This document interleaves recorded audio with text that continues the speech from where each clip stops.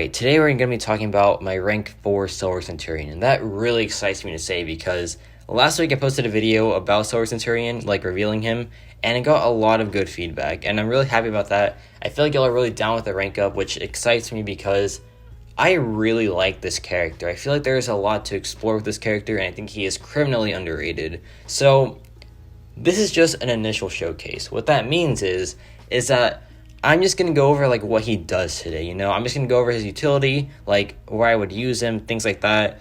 And this isn't really like an end game showcase. This is just like a simple showcase of some Act 7 paths and some Act 7 bosses, you know? Like in my ultimate showcase, I want to go into like the Gauntlet. I want to do like a plenty more Act 7 bosses. I want to go into like Battlegrounds, things like that, you know? And so yeah, just like keep that in mind, that there is a bigger showcase like on its way. It just depends on when Kabam's going to reopen the Grandmaster's Gauntlet. So like here are the basics of Silver Centurion. He has a slow on his heavy attack that lasts for 10 seconds, pretty much Hawkeye slow, you know? And as you can see, every time we crit, we inflict a shock. That is pretty much how we crit, because we don't do any yellow numbers. That's pretty good. That's a common utility for a tech at this point, but it's still a really like unique one to an extent.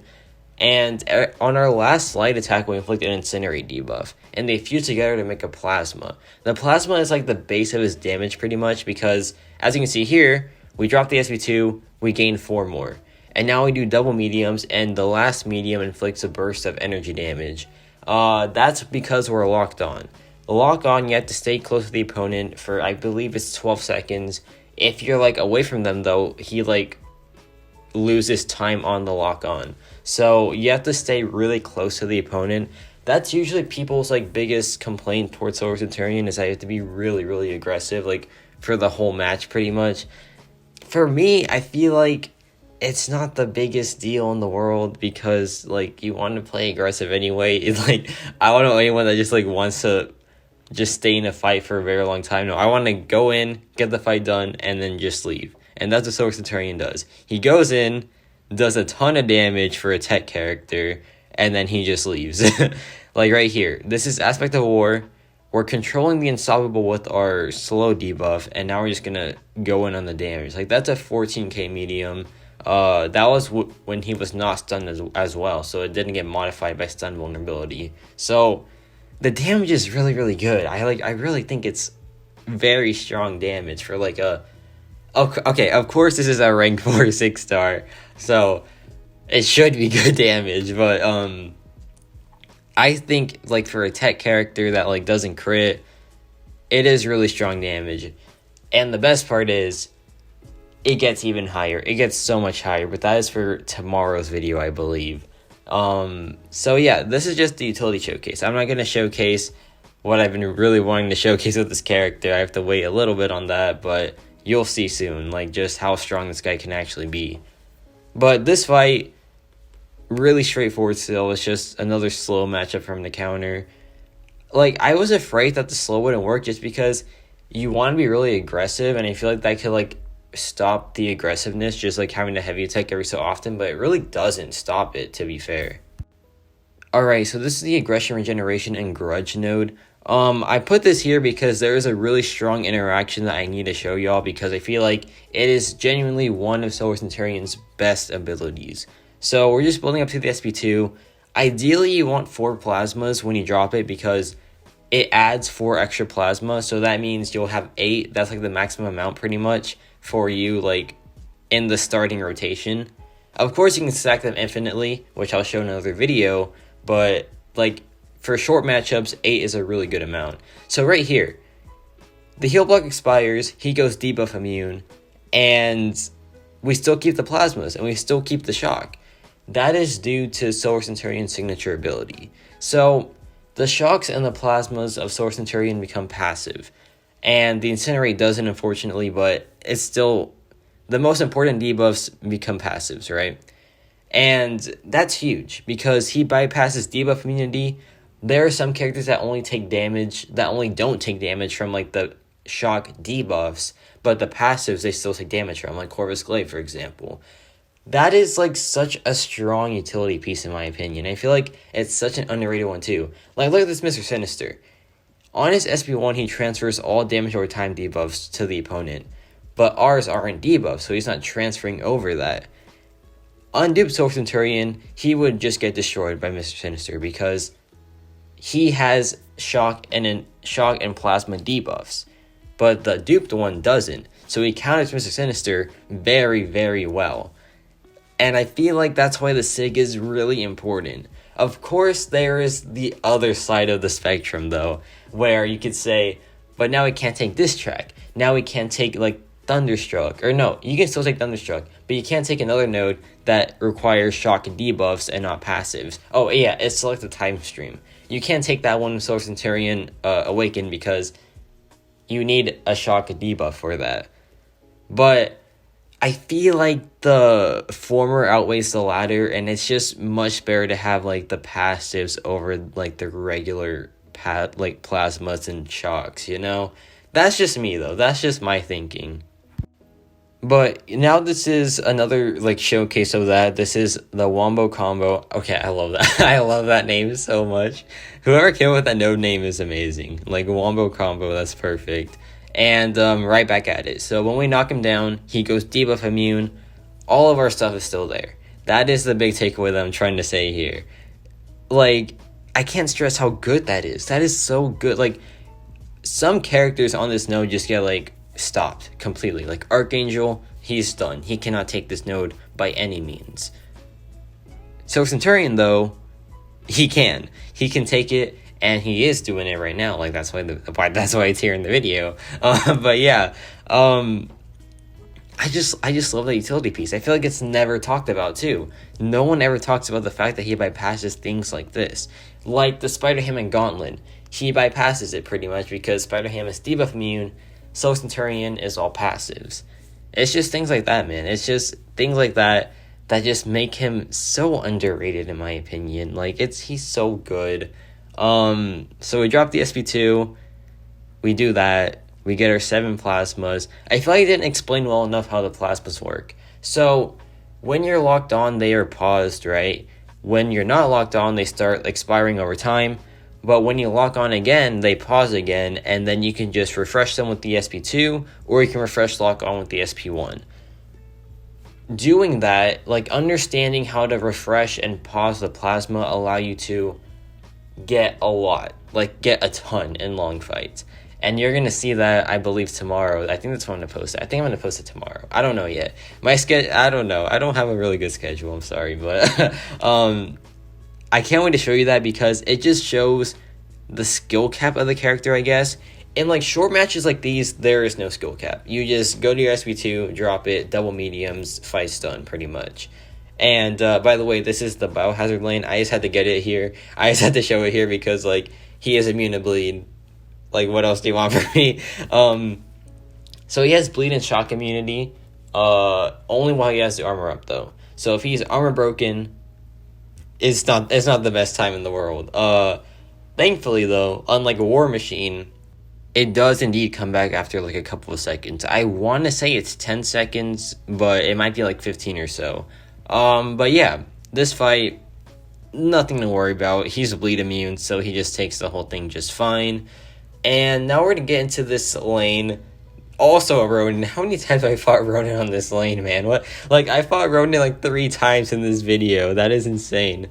But this is the knockdown physical node. So you're going to see his basic attacks are going to do, like, no damage, right?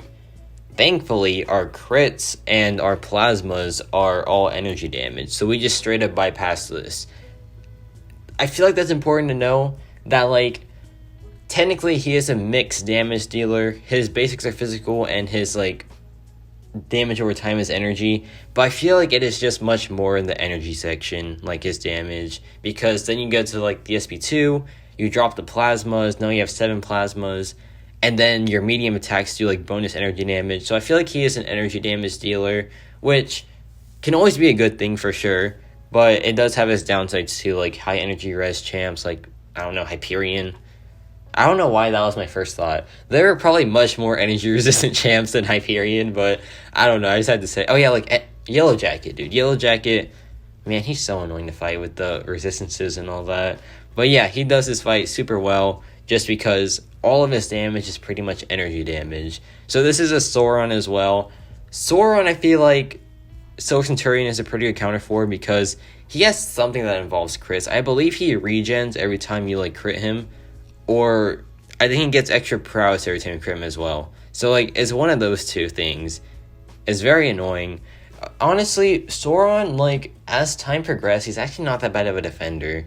Like there is really nothing to worry about except for his unblockable. Like just don't let him get the 10 prowess, or like just don't let him hit you at 10 prowess, and you're kind of just chilling, to be honest. But yeah, CENTURION does his fight perfectly fine. We get our plasmas up. As you can see though, it went from 4 to 7, and in previous videos it went from 4 to 8, and that's because I took off a synergy. Yeah, the reason I got an extra plasma in the last one was because of the Squirrel Girl synergy, which gives me an extra plasma in SP2. But yeah, I don't have it there, so I lose out on the plasma. Not the biggest deal, like 1 plasma, and I have like 9. It doesn't really matter, to be honest. But yeah, he did the fight well, which is great. Now it's time for the bosses, though. I have 3 bosses recorded. They are just so clean. Like it's not even like just my gameplay. It's just the fact that CENTURION is so good for these bosses. Like they are pretty basic bosses. This is a pretty basic boss, right? The other one, not so much, and the other one, not so much either. But, like, this is just, like, a warm-up, you know? So, basically, the sabertooth has a node where, like, every time it throws a special attack, it gets a pretty big fury. It's, like, 1,000 attack rating increase, which is insane. But, yeah, it doesn't matter with CENTURION because, fun fact, when he's awakened, he also has increased block proficiency when he's locked on.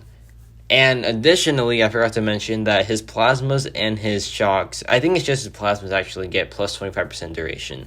And that is like pretty massive for the character. You'll see why in like tomorrow's video probably, because if he's not awakened, he becomes much more harder to stack infinitely, you know?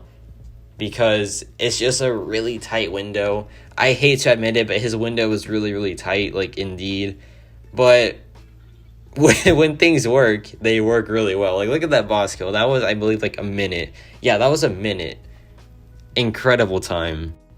I also want to say that he's only like a tight character when there's a really, really high health pool. Like Kraven, for example. Kraven in short matchups, drop the SP2, they're done, right? He's not, like, stressful. He's not tight in any of those scenarios.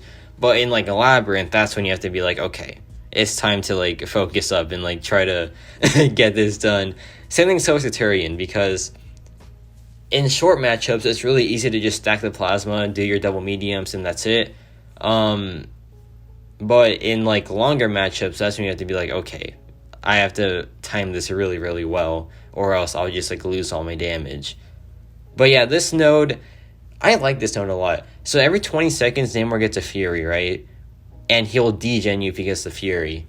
But if you land a special attack while the timer expires, you get the Fury. So it's like a pretty nice damage increase. But you're going to see right here that I kind of mess up. I forgot that Namor reflects a ton of damage, so I just started taking that damage like immediately. So I had to stop parrying him. I go for that. I drop the SV2 one more time. And thankfully I survived that. That was a minute flat, I believe. Yeah, incredible time. Poor play on my end, but yeah.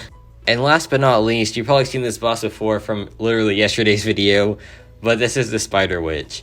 And this boss is so annoying to me still, just because I hate the inverted controls. You're gonna see, I took this fight like at 5 in the morning or something, and like you could tell that the inverted controls are messing with me, bro, because like I did not know what I was doing. I was like, what? Am I reversed? Am I like inverted? I didn't know. But here I dropped the SP2, so now it's time for a big damage. We have the slow on as well, so we can just go in immediately. We reapply it though, just because it's about to fall off. And now I can do the double mediums. And I get scared here because of the prowess, but it's fine. Thankfully, I like knew like, okay, now this is the regular controls. I have to get the slow back on though, or else I would like get evaded probably. That's pretty risky to do, but I did it anyways. I dropped the SP2 here right before locked on ends, get that big extra damage, and then I just need to go in and just let the plasma expire. Like you can see, I was pretty confused right there. Like, am I inverted or not? But yeah, fight's over. That was like a minute and 1 second. All of these bosses were done in like a minute. That's a really impressive time for a character, to be honest. I know he's a rank 4 champion, so it should be that good, but at least he like lives up to that standard. But yeah, that's gonna be it for this video. Let me know your thoughts on Silver Centurion. This was just an initial showcase, keep in mind. This was not like the whole product, I guess. I want to have an ultimate showcase probably next week or in the coming weeks at least. And yeah, that's gonna be it for me.